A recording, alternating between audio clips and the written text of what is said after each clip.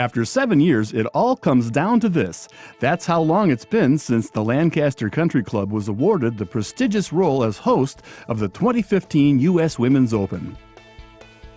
Since then, Director of Golf Course Operations Todd Beidelspacher has made it his mission to create a pristine parkland course for the event. And so far, so good. During an opening round, golf pro Christina Kim called the course perfect.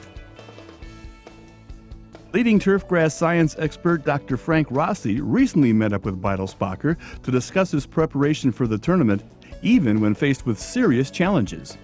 Todd, thanks for taking the time out to join us. And I'm wondering, can you just start out with background about the club? I know this is not a new club, and I know it's designed by a famous architect in the area. Lancaster Country Club's been here since 1920 on this property. The club was formed in 1900, but they moved here in 1920 and built the course. It's a William Flynn design.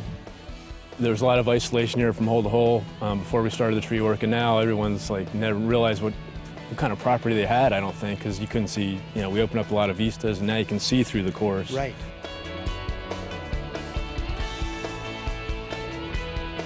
And the wonderful conditions that you provide out here that now you're ramping up for the U.S. Women's Open. So let's start with that. How has the ramp up been for a course that's over 100 years old or coming up on 100 years old and now getting ready for the biggest event that the women play in all year? Actually, the majority of it started 6-7 years ago when we first were awarded the tournament. I mean, a lot of the work we've done is for the membership, but it's a bonus having a tournament here and doing a little extra for it too.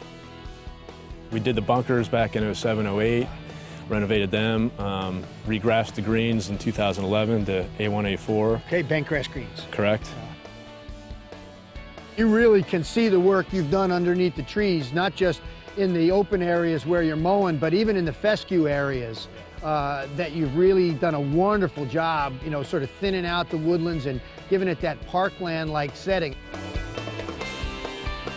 They spend a lot of time fussing about the rough for these events. So can we talk about your rough management program? Last fall, we aerified our entire rough, overseeded, did some root pruning of trees to help competition aspect. Yeah. Exactly. And then we implemented CIVITAS this spring as part of our spray program. Again, to help create a healthier plant that's more tolerant to the traffic stress, to the disease stress, insects, wherever the case may be, but we're looking for every advantage we can get. The trees make that even harder, right? I mean, I'm sure the trees are sucking the moisture. And at those moisture stress areas is where we started focusing, in the work with CIVITAS, spraying CIVITAS around the fairways into these areas that are not necessarily being hit by the sprinklers. Lots of traffic. When we were in a dry period, I was amazed how well the rough was holding up to. We're getting a lot of play now, pre-tournament too. Everyone wants to come out and play the course. I see that you're moving seed head suppression into the rough areas. I also understand you've included CIVITAS in that program this spring. What is your spring seed head suppression program? Typically, when do you make your applications and what did you see this year? Since we did a lot of overseeding last fall and late overseeding, we moved our seed head suppression to the spring. And again, we CIVITAS with Proxy in April, and we had great results, actually. We had no yellowing.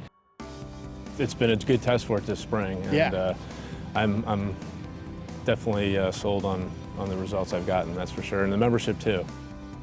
It's definitely going to be implemented into my program. Well, we're looking forward to celebrating 11 years here over the next month for the Women's Open. It's going to be a spectacular event.